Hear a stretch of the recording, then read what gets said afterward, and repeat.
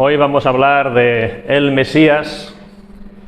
El Mesías, podemos pensar, no es un tema muy original, ¿verdad?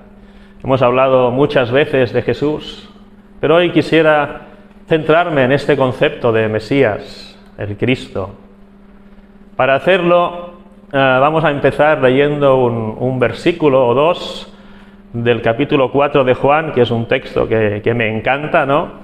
Es Jesús, está hablando con una mujer samaritana, los dos solos en la calle.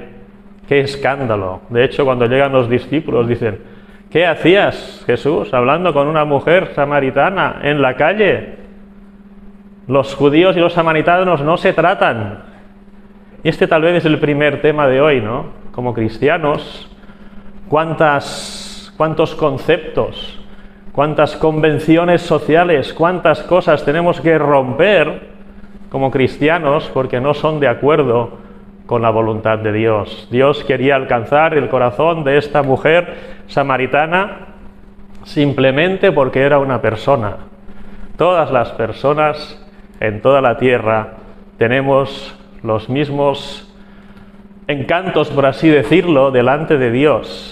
Y Dios quiere hablar con todas las personas que están sobre la tierra hoy, uno por uno. Por esto se maravillan los discípulos. Tal vez los cristianos haremos cosas raras que no están bien vistas, pero tenemos que hablar a todas las personas, por así decirlo, con el mismo tono, con la misma finalidad.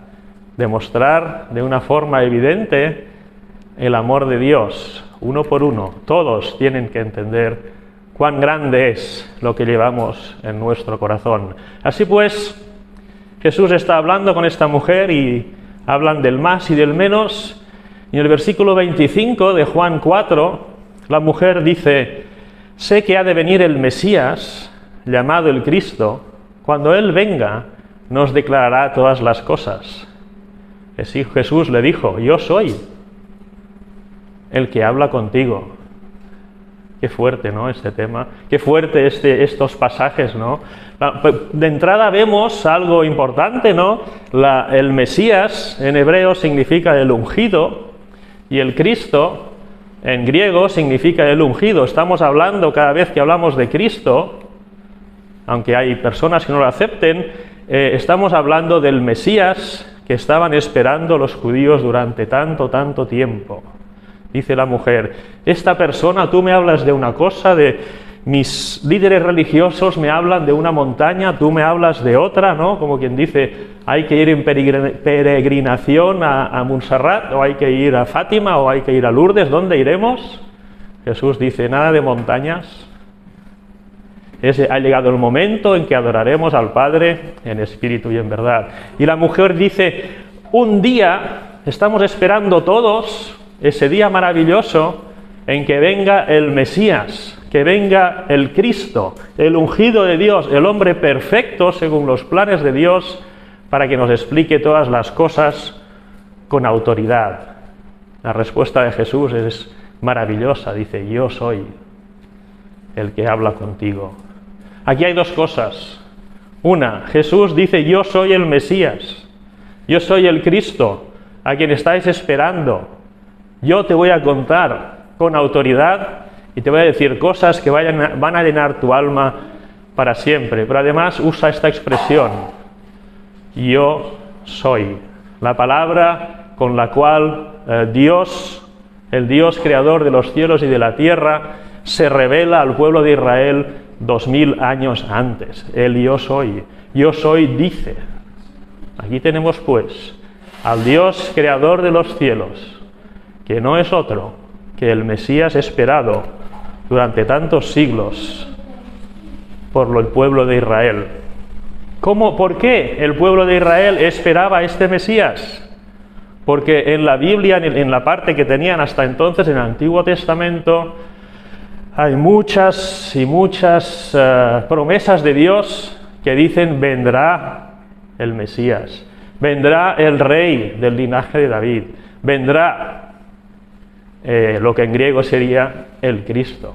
Y estos judíos, donde estaban hablando Jesús y la mujer samaritana, todo el pueblo y todos los religiosos de la época, los escribas, los fariseos, conocían estas palabras de la Biblia y estaban esperando al Mesías, al Cristo.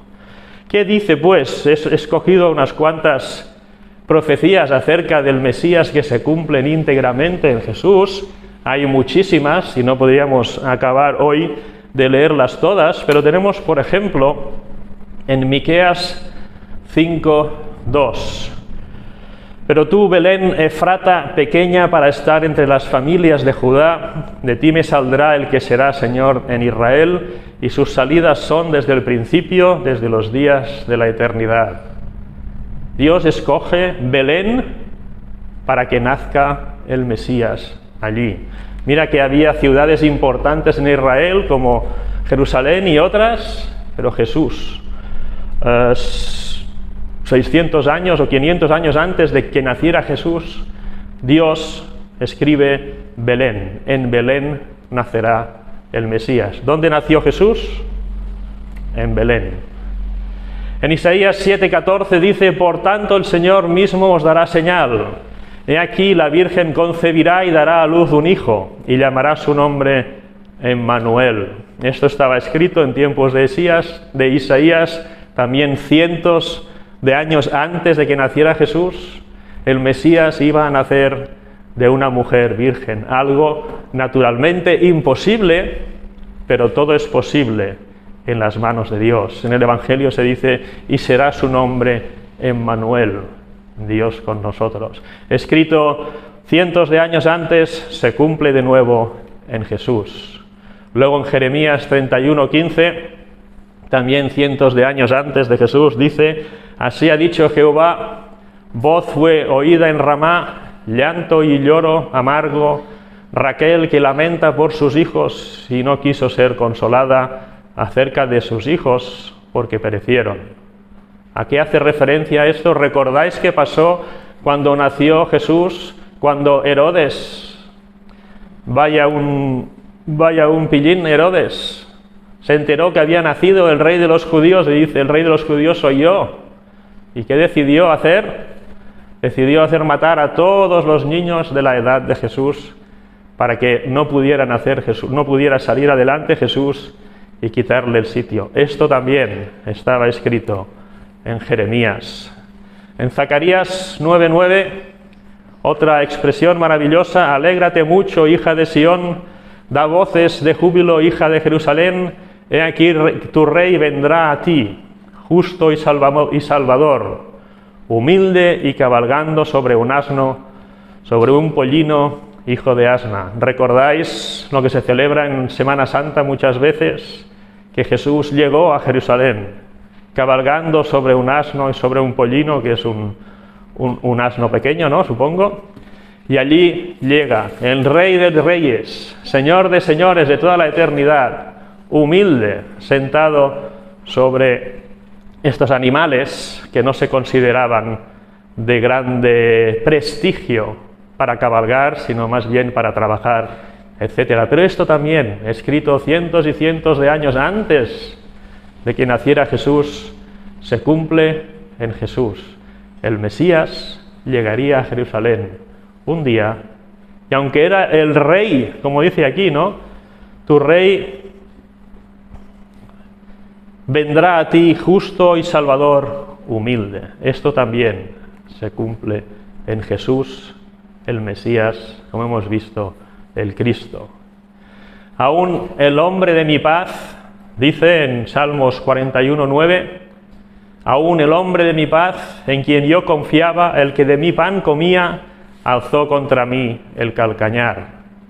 Palabras raras que hay por aquí, pero la idea es que Jesús fue el Mesías, iba a ser traicionado por alguien de su confianza, por un amigo que comía pan con él. Y esto nos habla, como también escrito, esto ya mucho antes, yo diría que 1000 años antes de Jesús naciera, se escribe que el amigo de Jesús, el que comía pan con él, sería el que le traicionaría. De nuevo en Zacarías 11:12 vemos: y les dije, si os parece bien, dadme mi salario, y si no, dejadlo. Y pesaron por mi salario 30 piezas de plata. Estaba escrito tantos siglos antes de que Jesús naciera que iban a vender a Jesús por 30 siclos de plata. Isaías 53 es un maravilloso capítulo que nos habla de Jesús, del Mesías que tanto esperaban. Versículo 7 dice: angustiado él y afligido, no abrió su boca. Como cordero fue llevado al matadero, y como oveja delante de sus trasquiladores enmudeció y no abrió su boca. ¿Recordáis cuando Jesús lo llevaron a un juicio falso y le preguntaban cosas y él estaba en silencio y le decían: ¿por qué callas? Porque estaba escrito cientos de años antes que iba no solo a morir, sino además que iba a ir en silencio cuando le acusaban. Salmo 22, un salmo que recomiendo también a todos, es maravilloso. Todo el salmo nos habla de los sufrimientos del Mesías en la cruz. Uno de ellos más chocantes o más evidentes es el versículo 16: porque perros me han rodeado, me han cercado cuadrilla de malignos, horadaron mis manos y mis pies. Y así fue con Jesús cuando lo colgaron en la cruz. El Salmo 69, 21 dice: me pusieron además hiel por comida, y en mi sed me dieron a beber vinagre. Jesús exclamó cuando estaba colgado en la cruz: tengo sed. ¿Y qué le dieron para beber? ¿Una Coca-Cola? No, porque no existía la Coca-Cola en aquella época, supongo. Le dieron a beber vinagre. Estaba escrito 1000 años antes de que él naciera. Volvemos al Salmo 22, 18. Repartieron entre sí mis vestidos y sobre mi ropa echaron suertes. Cuando Jesús lo pusieron en la cruz, le desnudaron y lo tiraron todo, pero tenía una capa que valía mucho dinero y dijeron: uy, esto no se puede tirar, no se puede romper, entonces no se puede repartir un trozo para ti, otro trozo para mí, sino echaron suertes. Hicieron una lotería para ver a quién le tocaba la capa de Jesús, cumpliendo así lo que estaba escrito del Mesías 1000 años antes. Curiosamente, a todos los que crucificaban les partían las piernas para que sufrieran un poco más y se murieran lentamente, se ahogaran. Cuando llegaron a partir las piernas de Jesús, Jesús ya había entregado su espíritu, ya había muerto. Él guarda, Salmo 34, 20, Él guarda todos sus huesos, habla del Mesías, ni uno de ellos será quebrantado. No pudieron romper los huesos de Jesús y con esto estaban cumpliendo otra profecía sobre el Mesías. De nuevo en Isaías 53, y se dispuso con los impíos su sepultura. Sabéis que Jesús murió entre dos ladrones, mas con los ricos fue su muerte, porque un amigo rico tenía una sepultura de ricos y dijo: ponedlo ahí, aunque nunca hizo maldad ni hubo engaño en su boca. ¿Cuántas evidencias más queremos? Como he dicho antes, si buscamos en la Biblia, hemos encontrado aquí tal vez 20, no sé, pero hay cientos y cientos de pasajes bíblicos que nos hablan del Mesías, el Mesías, el Mesías. El nacimiento de Jesús, no recuerdo en qué evangelio, creo que es Mateo o Marcos o Lucas o Juan, uno de los 4, en los cuales dice: y pasó esto y se cumplió la escritura tal, y cuando nació Jesús, y pasó esto y se cumplió la escritura que estaba escrito. Tantas profecías. Es evidente que allí teníamos al Mesías, ¿verdad? Era imposible que alguien pudiera cumplir todas estas cosas de esa manera tan precisa y no ser el Mesías, que estaban todos los judíos esperando. ¿Por qué estaban esperando? Porque estaban sujetados, esclavizados, conquistados, no sé cómo decirlo, por el Imperio Romano, y no eran libres, seguramente eran maltratados en algunos aspectos, tenían impuestos muy elevados, etc. Y esperaban al Mesías para que les librara de todas sus penas y poder gobernar y ser libres y felices. Y allí tienen al Mesías. No solo esto, sus propias palabras, él mismo dice: yo soy el Mesías, en más de una ocasión. Y además sus hechos. ¿Cuántas personas han andado sobre el mar? ¿Cuántas personas han dicho a los vientos y al mar y a las olas: cállate, detente, y se calma todo? ¿Cuántas personas han resucitado a otros muertos? Todas estas cosas que hacía Jesús, tantas evidencias. ¿Cómo reaccionaron las personas en aquella época? Los sabios, los que se sabían las Escrituras de memoria, los que se sabían todas estas promesas que yo os he leído, y estas profecías se las sabían de memoria, y muchas más referentes al Mesías, cómo todo tenía que ser escrito. Todas estas personas acabaron odiándole, traicionándole, juzgándole injustamente, condenándole y chillando como locos: crucifícale, crucifícale, como quien ve la victoria más esperada de su equipo de fútbol o de lo que sea y se pone loco. Bien, pues así gritaban: crucifícale, crucifícale, animados por los sacerdotes y los escribas. Y uno se pregunta: ¿cómo es posible? Tenéis, por así decirlo, la foto del Mesías delante de vuestra cara. Tenéis aquí a Jesús, que es idéntica a la foto, porque cumple perfectamente las profecías sobre él, y no le reconocieron.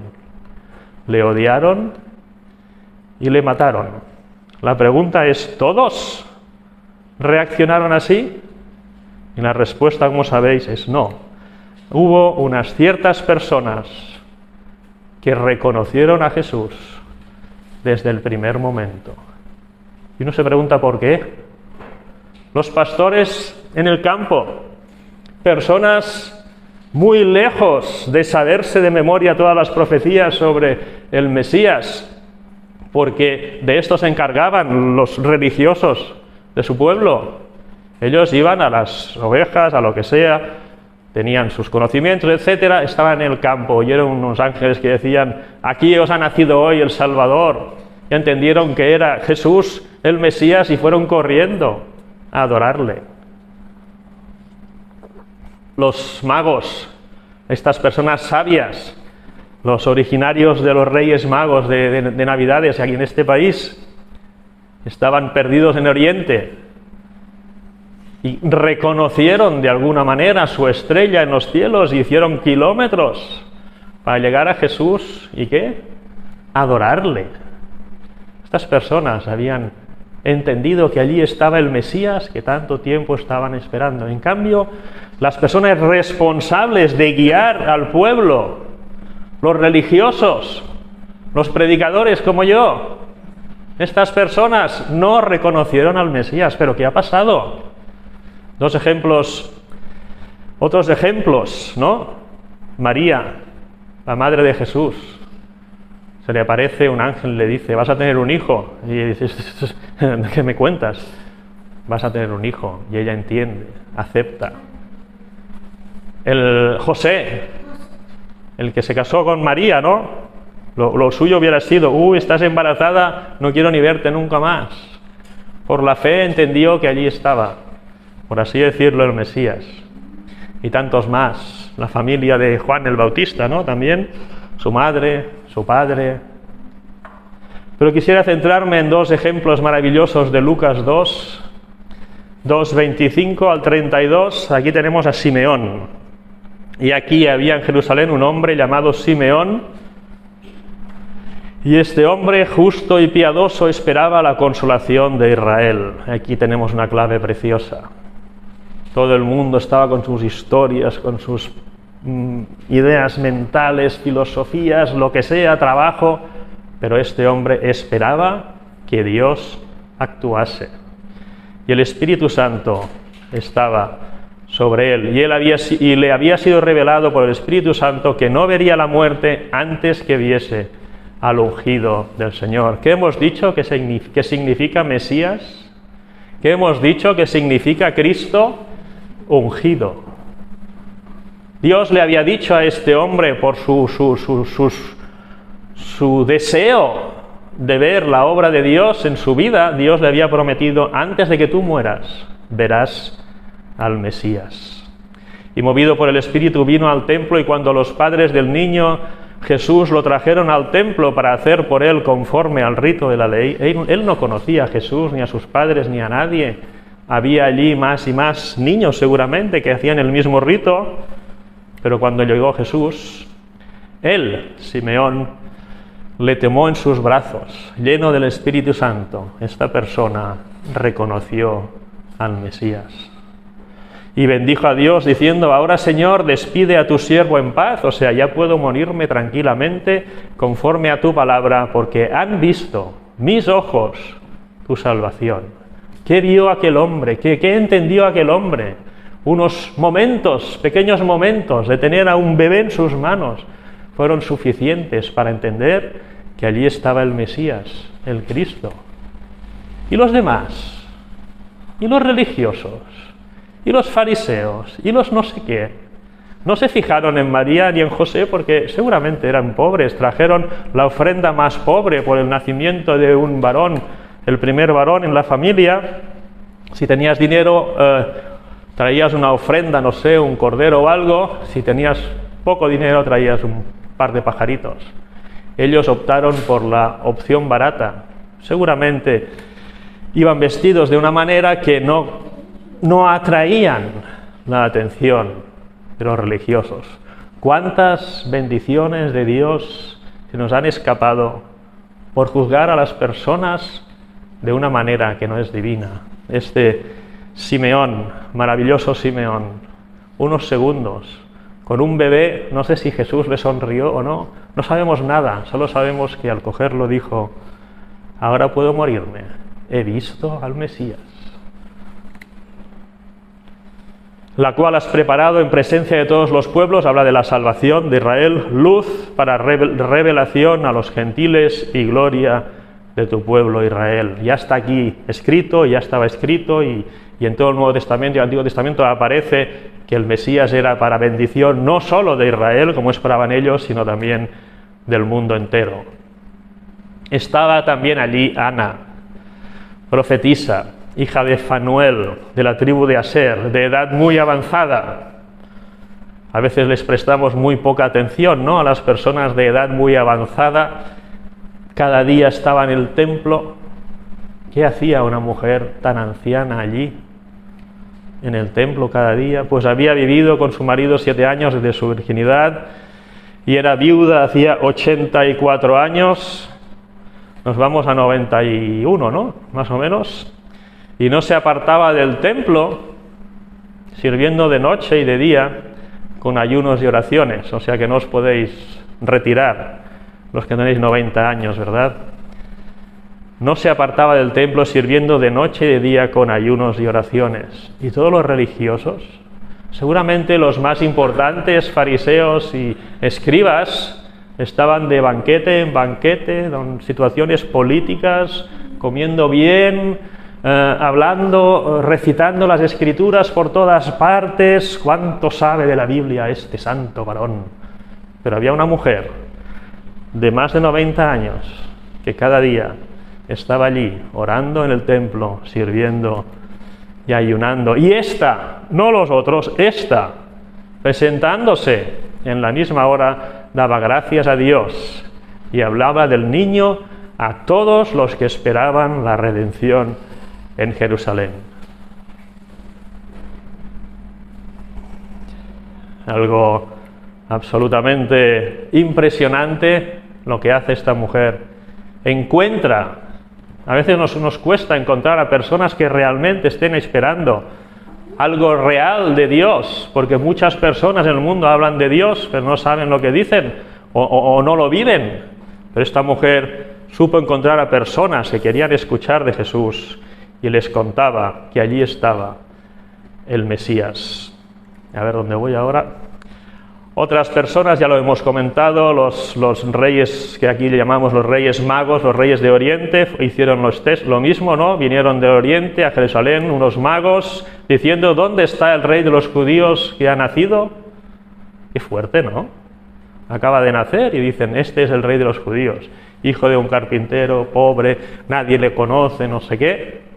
Y ellos dicen, hemos venido a adorarle. Sabían que estaban hablando del Mesías, porque en el pueblo de Israel a los reyes jamás se les ha adorado. Estaban allí delante del Mesías. Entonces, ¿dónde estamos nosotros como cristianos y cristianas en el siglo XXI? Si viene Jesús hoy, ¿seremos de los que diremos, crucifícale, crucifícale? ¿O seremos de los que veremos en nuestras manos al Hijo de Dios? Jesús nos da unas pautas de funcionamiento, ¿no? ¿Cuántas convenciones hoy en día tenemos que saltarnos para llegar a las personas? ¿Cuántas costumbres en nuestras sociedades que nos impide llegar a todas las personas? A los pobres, a los no sé qué, a los tirados por aquí, a los no sé cuántos, a las mujeres, a los no sé qué, a los no sé cuántos. Tenemos tantas cosas que nos alejan de personas. Jesús rompe con todo esto. Nosotros que nos llamamos cristianos somos capaces de romper con todo esto para llegar con el amor de Dios a cada una de las personas, o nuestros prejuicios nos tiren a un lado. A este no, porque no sé qué. A este no. ¿Conocemos a Cristo hoy? El conocimiento, dice en una parte de la Escritura, hincha. La Escritura nos anima a conocer más y más de Dios. Pero el conocimiento solo es terrible, es un arma fatal. Sirvió para que los fariseos y compañía, que conocían perfectamente y mejor que nadie la ley, acabaran matando a Jesús. Nos preguntamos, entre tantas costumbres, hay algunos que cantan de pie, otros sentados, unos bailan, otros hacen esto, otros hacen aquello, unos hacen... Hay una denominación, hay otra denominación. Las instituciones. ¿Cuántas instituciones cristianas hay en el mundo? La más grande seguramente está en el Vaticano, pero ¿cuántas instituciones cristianas hay en el mundo? Estas personas... ¿reconocerían, estas instituciones, reconocerían al Mesías hoy? ¿Cuál es la clave de que las personas más doctas, más eruditas, que mejor conocimiento tenían de la palabra de Dios, no reconocieron al Mesías? Y unas cuantas personas, en cambio, sin más, sí que reconocieron al Mesías. La pregunta es, ¿dónde estamos cada uno de nosotros? ¿Dónde estás tú, cada uno de nosotros, en esta situación? Cristianos y cristianas del siglo XXI, ¿cómo somos? ¿Somos personas que sabemos mucho de la palabra de Dios, pero que Jesús está muy lejos de nuestras vidas? ¿Y si viniera no lo reconoceríamos? ¿O somos como Simeón, como Ana, como los reyes magos que decimos aquí, como María, José, Juan el Bautista, sus padres, y toda esta gente que esperaba la consolación de Israel? ¿Dónde estamos nosotros? Estar sentado en una iglesia evangélica es una cosa buena, pero también los fariseos estaban sentados en sus sinagogas. ¿Dónde estamos nosotros? Cristianismo son cosas que nos dijeron un día y que son muy bonitas y que estamos orgullosos porque nosotros sabemos mucho del cristianismo y otras personas no. ¿O nosotros conocemos de verdad al Mesías, a Jesús en nuestras vidas? Esta es la clave. A veces nos engañamos nosotros mismos, a veces oímos a personas que dicen, uy, yo no sé qué, no sé cuántos, soy un gran siervo. ¿La clave dónde está? En el caso de Simeón, él esperaba. En el caso de Ana, ella esperaba. tenían una esperanza, tenían una fe, una confianza, tenían sobre todo algo en su corazón para Dios. Y creo que la clave está aquí. ¿Dónde estás tú?, dijo Dios a Adán y Eva hace muchos años, y hoy sigue preguntando Dios, ¿dónde estás tú? Pero tú no tu persona exterior, sino tu corazón. ¿Dónde está tu corazón con referencia a Jesús? ¿Hay en tu corazón alguna esperanza en Jesús? Hay una denominación de cristianos que se llaman adventistas, creo que es, que hacen bandera de un hecho muy importante. Ellos esperan que Jesús vuelva. ¿Y por qué esperan los adventistas que Jesús vuelva a rescatarnos? Porque Jesús lo prometió. Y esta es la clave. ¿Tenemos esta esperanza nosotros? Yo creo que no existe un cristiano real que no sea, entre comillas, en este sentido, adventista. El cristiano verdadero desea que Jesús venga, como hemos visto estas personas que tuvieron la gran maravilla, la gran gracia de Dios de reconocer al Mesías cuando era un bebé. ¿Por qué? Porque confiaron en su Dios y tenían en su corazón la esperanza de que Dios actuara en ellos, en su pueblo y a todas las naciones. ¿Está esto en tu corazón? ¿Cómo son nuestros planes? A veces algunos cristianos dicen, bueno, Jesús que no venga todavía porque quiero acabar la carrera, y claro, si no acabo la carrera, que Jesús no venga que quiero, que Jesús no venga que quiero. Esto es un engaño. Podemos saber mucha Biblia, podemos recitar y tener consejos para el mundo entero. Como se dice el refrán, consejos doy que para mí no tengo, o algo así. No, consejos vendo que para mí no tengo, ¿no? A veces los cristianos somos eso, personas que tenemos un versículo para todas las situaciones de todas las personas en el mundo. Pero ¿dónde está nuestro corazón? Estamos esperando que Jesús venga a llevar a su iglesia así y podamos irnos con Él a los cielos. Esta es la clave. Cuando venga Jesús, ¿quién reconocerá a Jesús? Entiendo que aquellos que tienen su corazón, su esperanza puesta en la obra de Dios, aquí y para toda la eternidad. Que Dios os bendiga.